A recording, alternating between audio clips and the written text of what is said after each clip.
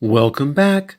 Last time or rather I, finished off talking about the American Renaissance, and as we move on, we'll talk today about only one author, Mark Twain, and his novel Huckleberry Finn.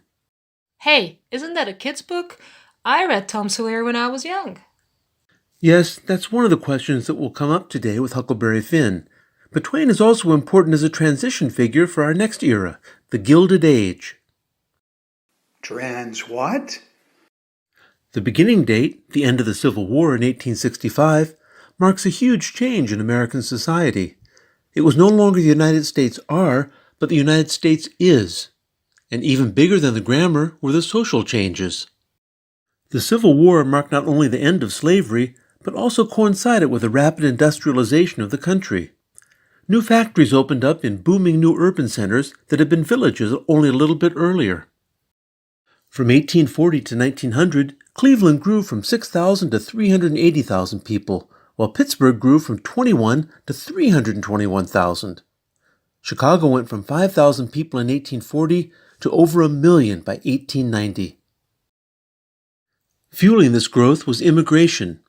In the 35 years from the end of the war to 1900, almost 12 million immigrants arrived in the U.S. Amidst all the turmoil that accompanied this rapid urbanization, industrialization, and immigration, people started to look back fondly to the antebellum era, when America had been a more agricultural nation. And the life of Mark Twain mirrors exactly that transition. Born in 1835 as Samuel Clemens, he grew up in a small town in Missouri along the Mississippi River, which at that point in time was more or less the edge of the frontier. He might well never have left the Mississippi, but when the Civil War came and the North blocked ship traffic on the river, Twain had to give up his job as a pilot on a steamboat. Wait a second, you said his name was something else. Yes, Clemens later adopted the pen name Mark Twain, after the term used on steamboats navigating the Mississippi.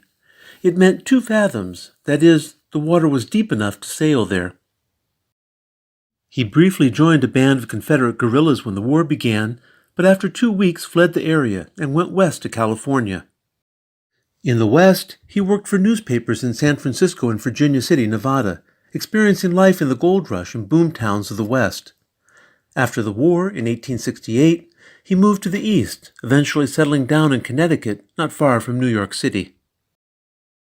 A short story about life in the gold mining towns of the West first brought him national fame in 1865, and his talent for humor and telling tales made him a much sought-after lecturer. But he was otherwise a full-time writer, and produced numerous works after returning to the East. He followed up Tom Sawyer by writing Huckleberry Finn, but stopped writing in the middle for several years before returning to it and publishing it. However, financial problems and depression marred his later years. He was an ardent anti-imperialist in the late 1890s as the U.S. began various imperialist adventures around the globe. He died in the East in 1910. His life was a series of contradictions. His writings are associated with the pre-war frontier and the West, but he wrote most of his works after the war when he lived in the East. He is famous for being a humorist, but at the end of his life he was quite cynical about human nature. And he wrote about the simple man and the simple life, yet he himself was quite money-conscious. Didn't he write the book for which the era is named? I saw it up there. Bingo! He's famous for characters like Tom Sawyer, yet he co-wrote a novel which gave name to the era. Do you know what gilded means? Covered with fake gold? Sort of. The outside is gold and underneath it is rotten. It well described one of the most corrupt eras in American history. But our subject is his most famous novel, Huckleberry Finn. In fact, it was a controversial novel then, and it still is today. You're familiar with why that is? Because of that guy he goes down the river with? What's his name? Starts with an N. No. Today that's a problem. Back then the issue was with Huck's behavior. A boy in a novel was supposed to be a role model. Children should follow his example. But Huck doesn't go to church or school. He dresses as a girl, he speaks ungrammatical English, he lies, and is never punished for it. Cool. Some readers were shocked. Some journalists wrote bad reviews of it. and the novel was banned from the bookshelves of the Concord Public Library when it was published. Today, however, it is still a controversial novel and part of America's discourse on race. The N-word appears over 200 times in the novel, and many people feel it isn't right to require African American students to read a book where this offensive word is used so freely. I'll leave you, however, to judge whether Mark Twain was a racist for using the word so often. Let us just say that many feel this boys' novel should not be read by high school students.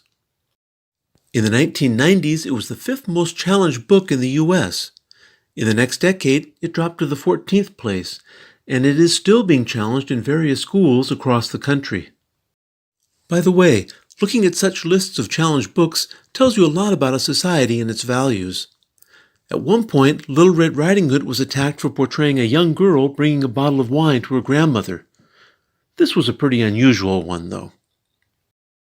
However, Huckleberry Finn is still commonly read in schools and considered the great American novel. And just why might that be? Well, for one, it is the language. It opened up the possibility of really using the voice of the common man from start to finish. And if America had worshipped the common man earlier, it had never heard him tell his own story so completely in his own words. Stories like Rip Van Winkle, Bartleby, or The Last of the Mohicans employ a third-person narrator or elevated language. Even most of the slave narratives are edited to meet readers' expectations. Huckleberry Finn is not. From start to finish, it's a grammar teacher's nightmare. The other aspect that makes it the great American novel are the themes it deals with. You have interracial relationships, the search for freedom, and the moral development of a young boy. The big question it throws open is what kind of morality can one develop inside a fundamentally corrupt society, one that allows one human being to own another. And, shades of Emerson and Thoreau, it turns out it's much better to listen to one's inner voice than to others, which is what Huck does. All the bad things that happen when Huck is in the towns and not on the raft. There is a point to all the social satire, the adventures of the king and the duke, and how they trick people into losing their money. In society, people follow one another and end up doing very stupid things. In the Royal Nonsuch, people try to save face, but wind up luring others into the same trap. Colonel Sherburne tells a crowd of people that they are cowards. And look at how that turns out. But maybe the greatest character in Huckleberry Finn is the Mississippi River itself. The great American river dominates the action and carries the novel forward. Life on the raft is idyllic. Life on the shores where civilized people are cruel and stupid. In the end, it's no wonder that Huck flees to the west to escape being civilized. In many ways, it's the motif that best fits America's image of itself. Yeah, but I still thought the ending was kinda weak. You have a good point. Tom and Huck trying to free Jim from a cage when not only is Jim already free, but the door is unlocked anyway, seems a very childish thing to do. After all Huck has been through, he returns to this? And it is very demeaning to Jim, an adult man. Hemingway later called this the best American novel, but even he was skeptical of this part of the story. He thought it just plain silly. Many other critics agreed with this interpretation. Later, however, some black critics, such as Nobel Prize winner Toni Morrison, claimed that it was absolutely necessary for the boys to free Jim. All American literature, she claims, deals in some way with a black presence in the country. The boys have to physically free Jim. Anything else, she thought, would be the real cheating and avoiding responsibility. What? Never mind. So anyway, this is a kid's book filled with adventures, but the themes that it touches on, slavery, child abuse, lynchings, morality, and yes, the N-word, make it a novel with very adult topics. It's that last one that makes it today a young adult's book that many would prefer not be taught to young adults in high school. Race remains a touchy topic today in the U.S. But why did he stop writing the novel for so many years? Well, that's a topic we'll save for the seminars. These lectures are just to provide background info and context. So that's it for today. Next time we move on to poetry, and then a larger discussion of the Gilded Age.